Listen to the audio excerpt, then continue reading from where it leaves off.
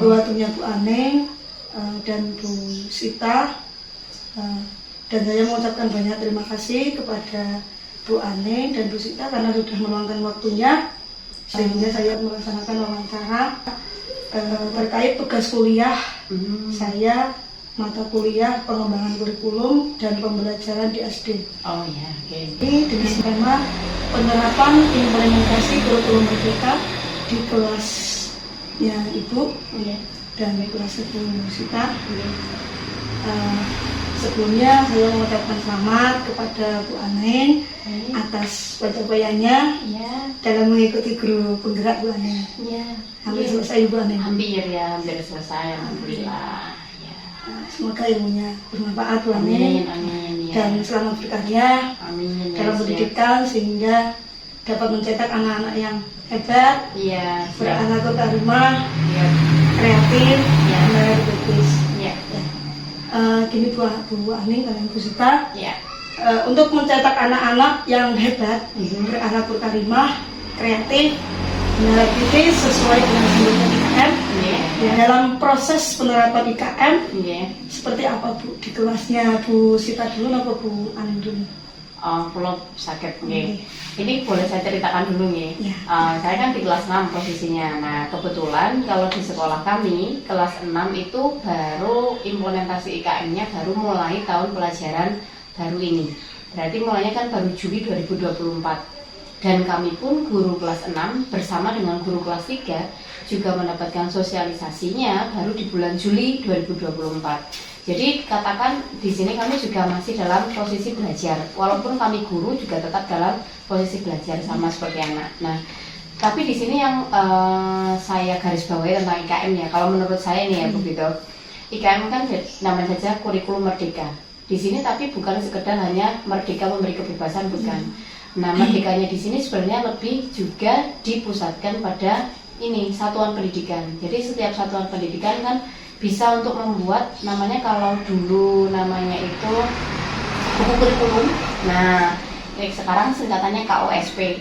Nah, KOSP ya KOSP. Tapi saya sendiri juga lupa untuk singkatannya apa. Tapi intinya itu tentang kurikulum yang ada di sekolah. Nah, itu diserahkan juga sepenuhnya di sekolah masing-masing. Sebenarnya niatnya pemerintah seperti itu. Jadi supaya kita di setiap satuan pendidikan masing-masing dan juga di setiap kelas masing-masing bisa menciptakan suasana belajar yang merdeka di sini, tapi bukan serta-merta silahkan anak-anak mau ngapain, bukan, tetap sesuai dengan yang namanya kalau menurut saya itu ada rambu-rambu tetap. Nah, rambu-rambunya jadi apa yang ingin kita sampaikan ke anak juga bisa tercapai.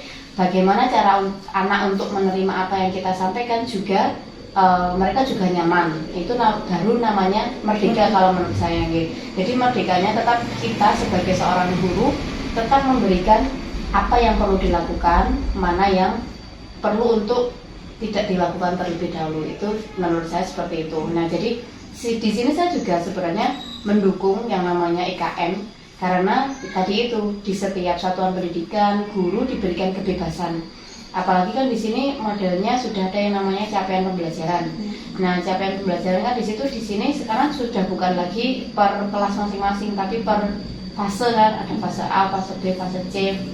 Nah, di sini berarti saya juga dituntut untuk berkolaborasi, berkomunikasi dengan guru yang satu fase. Nah, kebetulan kemarin kalau saya sendiri, karena saya ada di kelas 6, berarti fase C-nya bersama dengan kelas 5. Nah, kebetulan juga di sekolah kami kelas 6 kan rombelnya 2. Ada guru satunya dan kelas 5. Nah, kemarin waktu sebelum mulai kegiatan pembelajaran di awal tahun itu kami melakukan diskusi untuk membahas CP di dalamnya. Ini kira-kira yang masuk di kelas 5 yang mana, masuk di kelas 6-nya yang mana, seperti itu.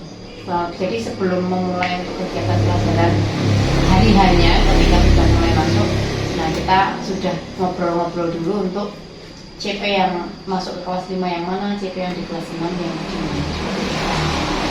Kurang lebih seperti itu. Jadi kalau saya memang sejalan dengan pemikiran sama Bapak. Ini saya menyampaikan bahwa menurut saya kalau IKM itu sangat cocok diterapkan di SD Negeri 1 Bunda. Menurut saya karena saya sendiri di sini baru 1 semester di sini, baru kemarin Juli masuk. Dari apa yang saya pelajari tentang IKN, di IKN itu ada yang namanya profil pelajar Pancasila yang sesuai dengan disampaikan sama Ibu Hafidoh, yang terdapat 6 dimensi, ya, mohon maaf. Nah, kalau menurut saya sendiri dan yang sudah saya terapkan, 6 dimensi itu saya terapkan ketika pembelajaran. Nah, pembelajaran ini tidak hanya pada materi ajar, mapel, tapi juga pada perilaku peserta didik.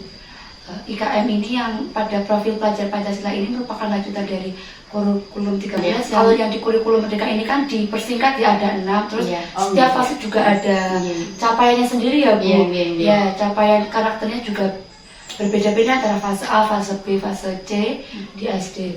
Nah, kalau di kelas saya dan berkolaborasi dengan kelas 1 untuk fase A, bahwa penerapan profil pelajar Pancasila-nya disesuaikan dengan tiap kelas pada kegiatan pembelajaran maupun di kegiatan luar pembelajaran, seperti itu.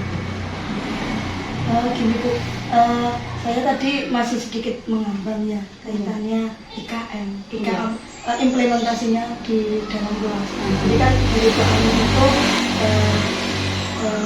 Ani itu siswanya itu diberi kebebasan, tetapi juga ada rambu-rambunya, CP gitu.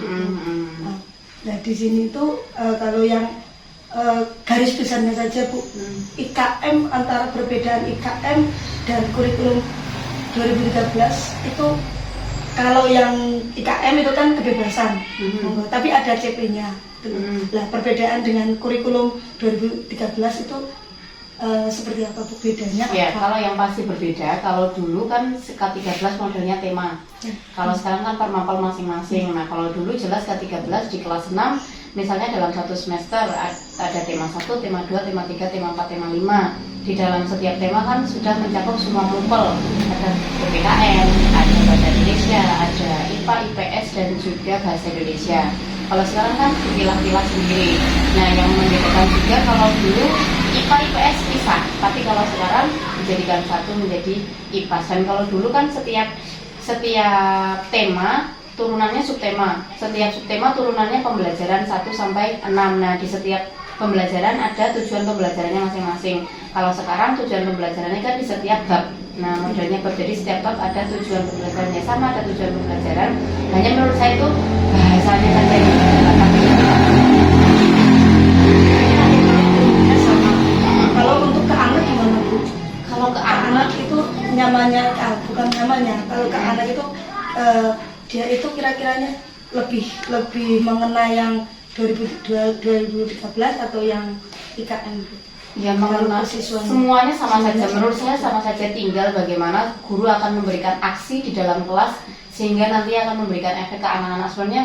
Sebenarnya nggak masalah mau kurikulumnya seperti apapun, tinggal ketika guru memang sudah niatan memberikan yang terbaik, pembelajaran yang terbaik, ya anak-anak pasti juga akan merasakan kenyamanan seperti itu. Menurut saya itu. Jadi kalau panjenengan tanya, anak lebih nyaman yang di K13 atau yang di kurikulum Merdeka? Sebenarnya mereka nyaman-nyaman saja, karena begini, karena antara kurikulum 13 dan kurikulum Merdeka angkatannya sudah berbeda. Jadi saya juga tidak bisa membandingkan. Kalau yang K13 kan anaknya sudah lulus, sudah di SMP. Kalau yang K3 kurikulum Merdeka, anak yang kelas 6 sekarang kan dulu di kelas 5-nya juga sudah merasakan kurikulum Merdeka. Jadi sepertinya kalau menurut bahasa saya fine-fine saja mereka, seperti itu.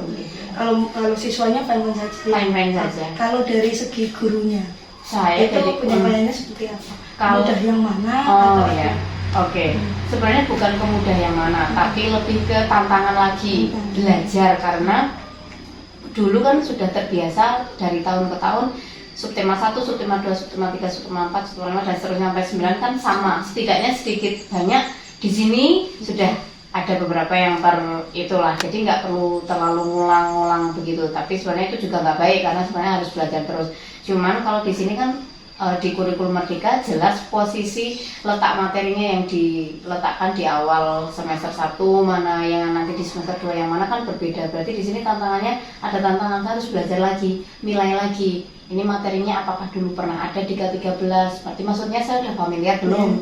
Kalau misalnya ada materi baru saya belum familiar, sebelum saya eksekusi ke anak kan berarti saya harus belajar dulu. Seperti itu saja sih, bukan ke yang misalnya saya nyaman atau enggak, atau sulit yang mana, enggak seperti itu. Lebih ke misalnya tantangan, karena setiap setahu saya yang namanya kurikulum itu memang harus menyesuaikan perubahan zaman. Nah, dan guru di sini karena bagiannya dari pemerintah untuk memajukan pendidikan, ya mau tidak mau mengikuti perkembangan zaman, mengikuti perubahan kurikulum yang ada. Seperti itu saja demi terciptanya anak-anak yang baik. Seperti apa namanya, tujuannya pemerintah kan ingin ada generasi emas tahun 2045 ya kalau nggak salah. Apalagi ada lagi dicanangkan kan itu tentang di profil dimensi peradaban Indonesia, dimensi profil peradaban Indonesia. Seperti itu. Jadi yang penting itu yang bisa kita memberikan yang terbaik supaya apa yang dicita-citakan pemerintah bisa terlaksana. Seperti itu. Berarti untuk guru fan-fan saja, yang penting guru itu dituntut untuk terus belajar, untuk bisa mengikuti perkembangan zaman. Iya. Itu ada tambahan dari Bu Sita? Ya cukup bagi dari saya. Selama ini kan saya pernah dengar gitu, katanya itu apakah benar IKM itu katanya harus ada produk yang dihasilkan tiap bulan? Itu seperti apa Bu? Iya, baik, sama sebenarnya sebelum saya juga terjun di IKM, maksudnya saya juga pernah dengar hal-hal seperti itu, harus ada produk, tapi ternyata setelah misalnya lihat scroll dari media sosial, dari baca dari segala macam sumber ataupun mendengar dari narasumber yang lebih ahli lainnya, bukan tentang itunya sebenarnya, bukan harus orang produknya gitu. Jadi malah lebih, kalau menurut saya menangkapnya lebih tentang perubahan di anak, misalnya seperti perubahan karakternya, jadi misalnya jadi lebih baik, bukan tentang harus ada produknya ini seperti itu, enggak. Ini mungkin lebih ke P5 atau apa ini Bu Bito maksudnya, bukan tentang IKM-nya. Kalau dulu kan saya juga pernah mendengar yang seperti P5, karena kalau P5 harus ada produknya yang, atau enggak harus ada gelar karya yang seperti apa, misalnya yang harus ada tarian atau apa, padahal kan sebenarnya enggak harus selalu melulu produk wujudnya barang atau benda, tentang perubahan sikap perilaku anak yang awalnya dari belum akhirnya menjadi iya, sekarang jadi lebih baik. Nah itu kalau saya yang saya tahu seperti itu gimana. Tapi kalau kurikulum dari 2013 itu juga pemerintah itu berkeinginan untuk menjadi anaknya yang lebih baik juga, kan berarti kan nggak ada bedanya berarti. Iya, gimana? Ya enggak, yang pemerintah kan pasti juga memikirkan kebaikan bangsa kan, tidak hanya tentang mereka sendiri, pasti juga mereka orang-orang yang ahli, maksudnya ilmunya juga tinggi, pasti juga paham tentang teori pendidikan yang baik. Kemudian ini kira-kiranya implementasinya nanti kalau dibawa seperti itu, walaupun ketika di lapangan kenyataan mungkin tidak semuanya 100% sejalan atau bisa terlaksana persis seperti yang dicita-citakan oleh yang membuat misalnya seperti itu. Tapi kan setidaknya apa yang disampaikan, yang dicita-citakan bisa yang bawah tuh tahu, oh ada kurikulum 13, ada kurikulum Merdeka, dan setidaknya sudah berusaha mulai dilaksanakan seperti itu. Menurut saya seperti itu. Ya, terima kasih Bu Ani. Terus ini tadi kan Bu Ani kan guru itu harus mau belajar Bu Ani. Guru itu harus mau belajar karena perpindahan dari kurikulum 2013 ke kurikulum IKM. Nah, kira-kiranya hambatan yang lainnya ada nggak? Hambatan yang lainnya mungkin kalau menurut saya ya lebih ke personalnya kita masing-masing. Tadi kan saya bilang guru pun juga harus belajar, nggak hanya nuntut murid belajar. Nah, lebih ke personal baliknya. Kita mau jadi guru yang malas atau mau jadi guru yang lebih baik. Katanya kan minta murid belajar lebih baik, berarti kita gurunya juga harus lebih baik juga gitu. Nah, tapi kalau misalnya ada maksudnya mungkin sekarang kan ada Gen Z, ada Gen Y. Kalau yang dari segi umurnya yang sudah ada yang 40 atas senior lagi senior, itu gimana Bu? Otomatis kan dia juga harus belajar lebih giat lagi. Kalau di sekolah kami kebetulan alhamdulillahnya itu memang ada guru yang lebih senior. Bahkan tahun depan beliaunya sudah mau purna. Itu ada dan masih di bawahnya, tapi masih terbilang lebih senior kalau dibandingkan saya itu ada. Nah, alhamdulillahnya kalau di sekolah kami tidak memandang yang namanya itu sudah senior atau masih junior yang harus belajar. Jadi semuanya di sini itu semangat semua gurunya itu betul-betul mengikuti. Jadi enggak, malah justru kalau prinsipnya yang lebih senior, yang muda saja, oke, nah berarti yang senior juga ikut mengimbangi seperti itu. Kalau saya sendiri kalau di kelas ya, walaupun anaknya berubah-ubah, tapi prinsipnya kalau saya memahami mereka, mereka pasti juga berusaha untuk setidaknya saya yang harus memahami mereka dulu. Walaupun mungkin kadang kita juga ingin mereka juga paham ke kita. Saya amati kalau anak-anak itu paling suka dari hobi mereka. Kalau kita paham hobi mereka, ketika kita bisa ngobrol nyambung sama mereka, mereka kan lebih terbuka, lebih nyaman sama kita. Kalau saya seperti itu. Berarti harus pendekatan dulu ke anak. Iya, dan guru pun juga sebenarnya sama. Ketika belajar kan juga PDKT ke apa yang dipelajari. Ya walaupun belum lancar, kan setidaknya tanya ke temannya yang lain. Ini bagaimana? Itu kan juga tahap PDKT untuk tahu. Gitu. Iya. Belajarnya seperti itu. Iya. Tambahan kita mungkin cukup ya Bu Ani. Siap. Iya. Saya mengucapkan banyak terima kasih kepada Bu Sita dan Bu Ani atas waktunya. Baik. Ya, siap. Semoga bermanfaat. Amin. Ya. Terima kasih Bu Sita. Ya.